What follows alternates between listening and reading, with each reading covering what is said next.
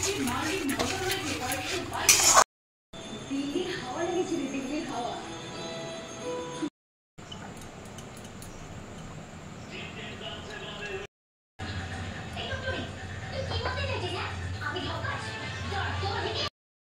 বন্ধুরা, আজকে আবার একটা নতুন ভিডিও নিয়ে চলে এসেছি।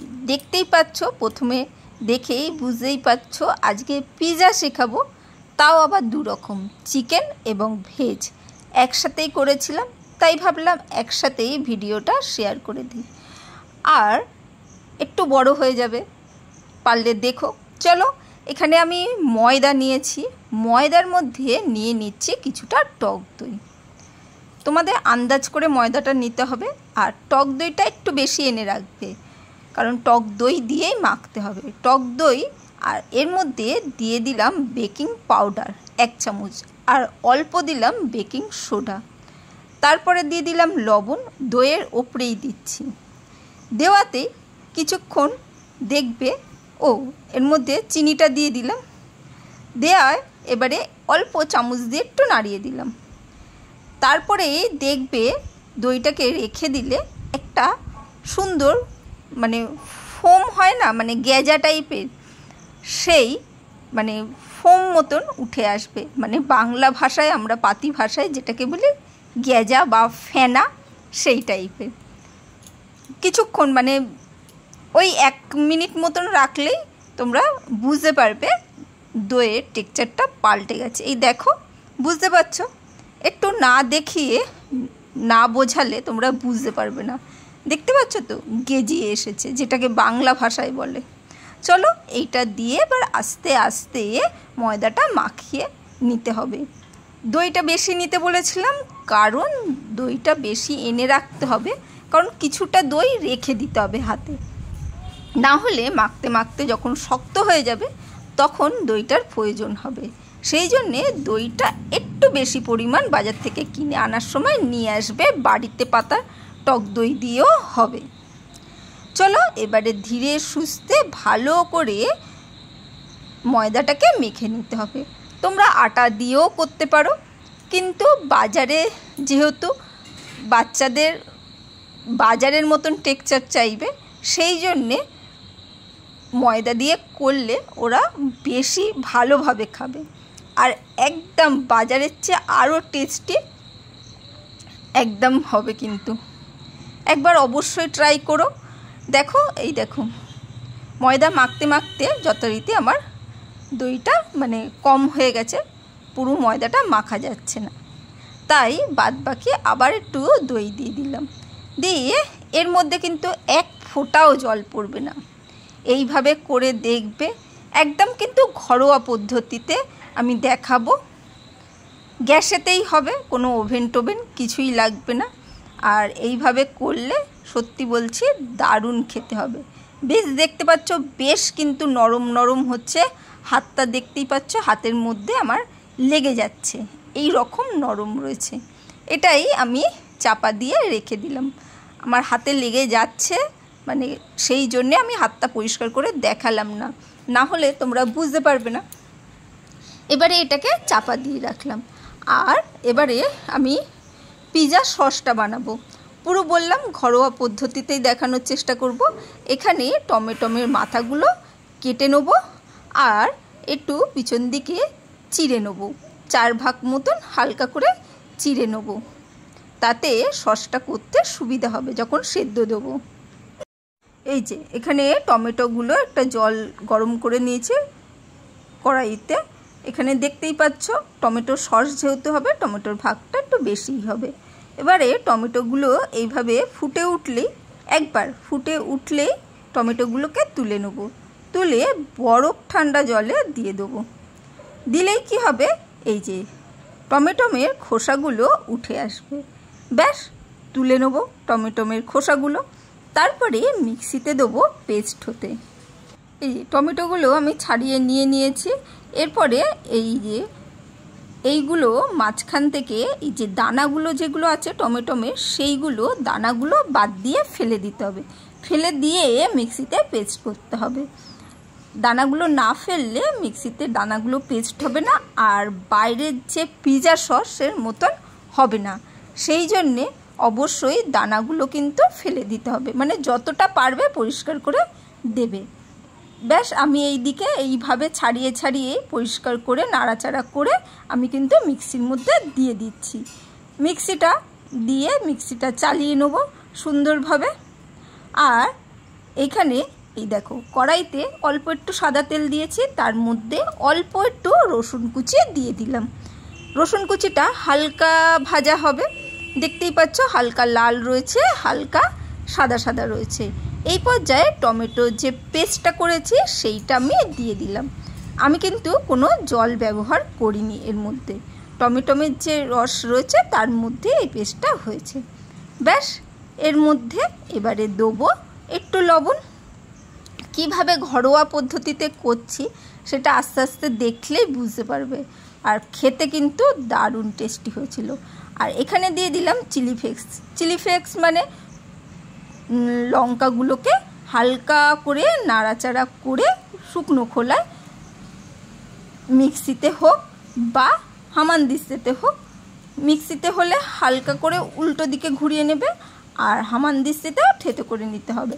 আমি হামানদিস্তাতে থেতো করেছি, কয়েকটা রয়ে গেছে আস্ত, কিন্তু আমি যেহেতু পেস্ট করব এটাকে সেহেতু লঙ্কাগুলো অসুবিধা হবে না। আর এখানে একটু কালারের জন্যে কাশ্মীরি লঙ্কার গুঁড়ো দিয়ে দিলাম, তোমরা এমনি লঙ্কার গুঁড়ো দিতে পারো, কিন্তু যেহেতু আমি ওই লঙ্কার গুঁড়ো দিয়েছি মানে চিলি ফ্লেক্স দিয়েছি সেহেতু অসুবিধে নেই। আর এখানে দিলাম একটু ম্যাগি মশলা, মানে ম্যাগিতে যে মশলার প্যাকেটগুলো আসে সেই মশলাগুলো, ম্যাগি সেদ্ধ করে খাওয়ার সময় যে ম্যাগির প্যাকেটের মধ্যে মশলা থাকে সেই মশলাটা আমি দিলাম। এতে কিন্তু টেস্টটা আলাদাই আসবে। কোনো হার্বস বা কিছু আমি এখানে ব্যবহার করিনি, তোমরা অবশ্যই একবার ট্রাই করে দেখো। এটা মিক্সিতে ওই পর্যায়ে করে আমি মিক্সিতে এই যে পেস্ট করে নিয়েছি, দেখতেই পাচ্ছ কতটা থকথকে হয়েছে। আর এখানে আমি 3 পিস বোনলেস চিকেন নিয়েছি, তার মধ্যে লবণ, একটু হলুদ গুঁড়ো, একটু চিলি ফ্লেক্স মাখিয়ে নিচ্ছি। এইগুলো যেহেতু ওই যে চিকেন পিৎজা আর ভেজ পিৎজা দুটোই হবে সেহেতু আমি যতটা পাচ্ছি ভিডিওটা স্পিড বাড়িয়ে দেখানোর চেষ্টা করছি, কিন্তু কিছু কিছু ক্ষেত্রে কিছু করার নেই। আর তারপরে মাখানোর পর আমার চিকেনের পিসগুলো ছোট টুকরো করা হয়নি, তাই আমি পিসগুলো ছোট টুকরো করে নিচ্ছি। তোমরা আগেও করে নিতে পারো, আবার মাখানোর পর কিছুক্ষণ আধ ঘন্টা পরেও কাটতে পারো। এবারে ওই একটা কড়াইতে অল্প একটু তেল দিয়ে দেবো চিকেনগুলো ভাজার জন্যে। চিকেনগুলো ভেজে নিই, প্রিপারেশন তো করতে হবে। চিকেনগুলো এবার একটা একটা করে একটু হালকা করে, মানে হালকা করে না, চিকেনগুলোকে ভালো করে ভেজে নিতে হবে।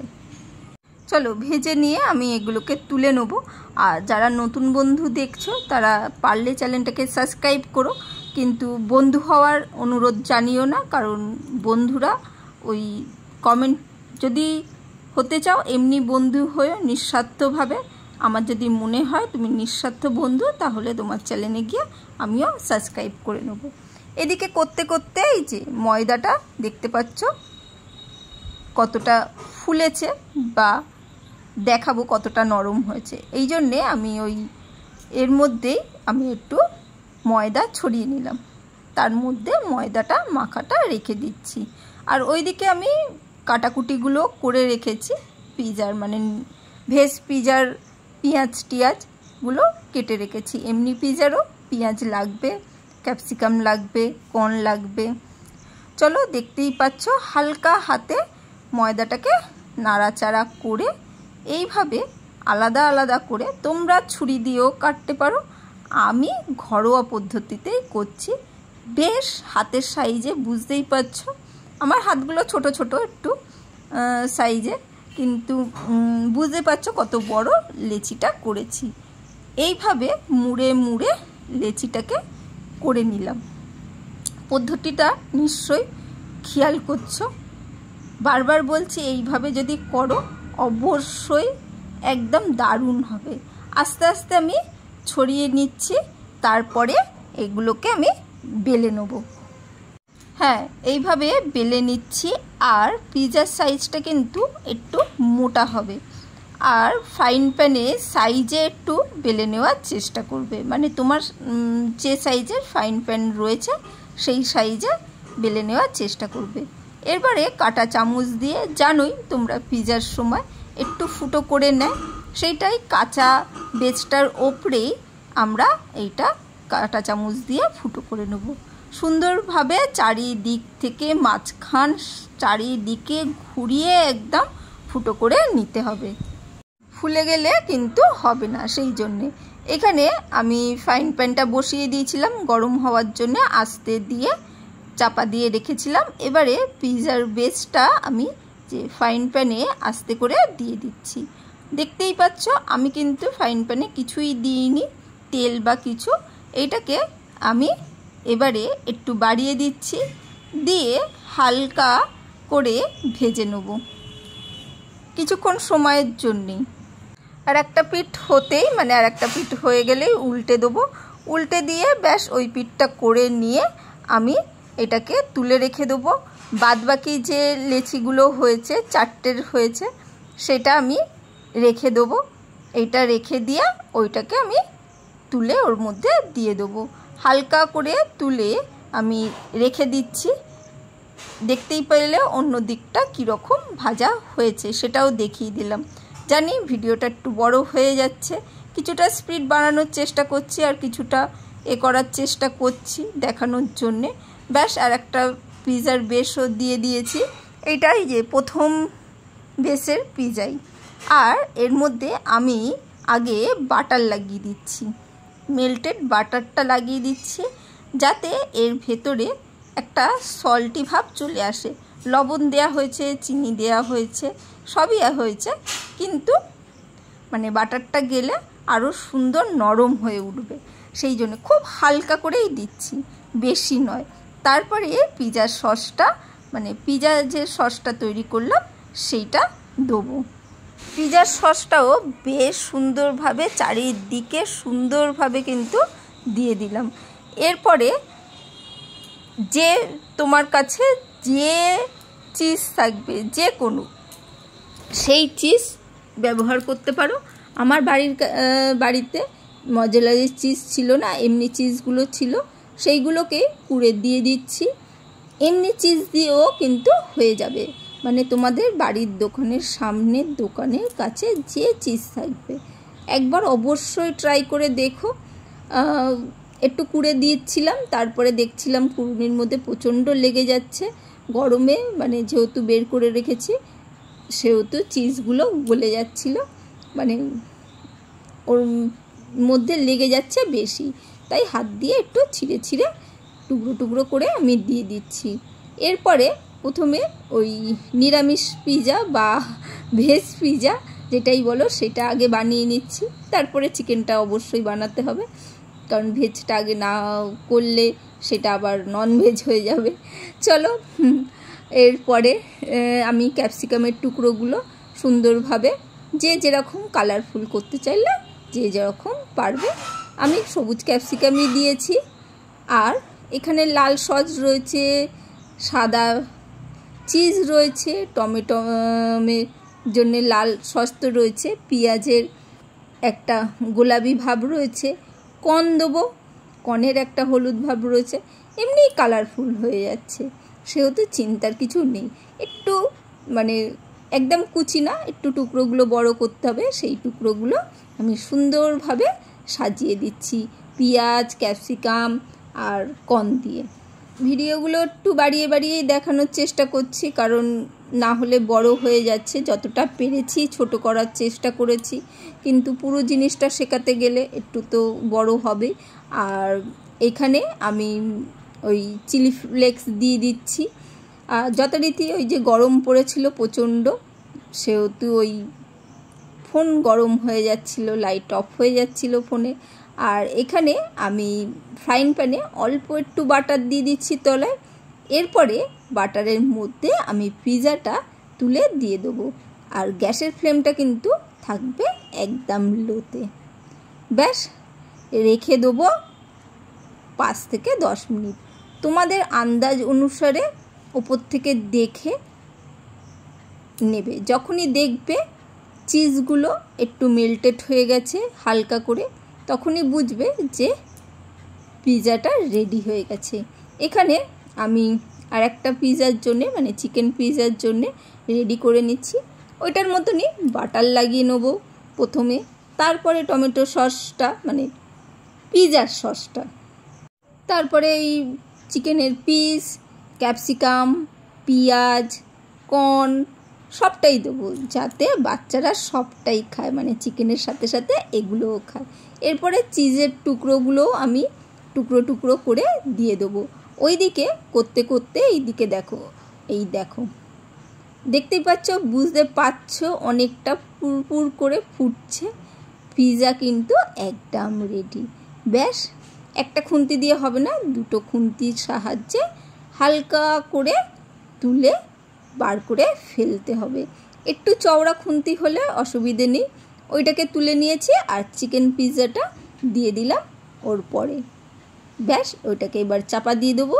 আর এদিকে ভেজ পিৎজাটা দেখো কি দারুণ দেখতে হয়েছে, সুন্দরও হয়েছিল, খেতেও দারুণ হয়েছিল। এটা সকালের দিকে হলে ভিডিওটা আরও সুন্দর আসতো। এই যে চিকেন পিৎজা, এই যে। এরপরে কিন্তু বাচ্চারা আর বলবে না বাইরে গিয়ে পিৎজা খাবো। চলো আজকের জন্য বাই।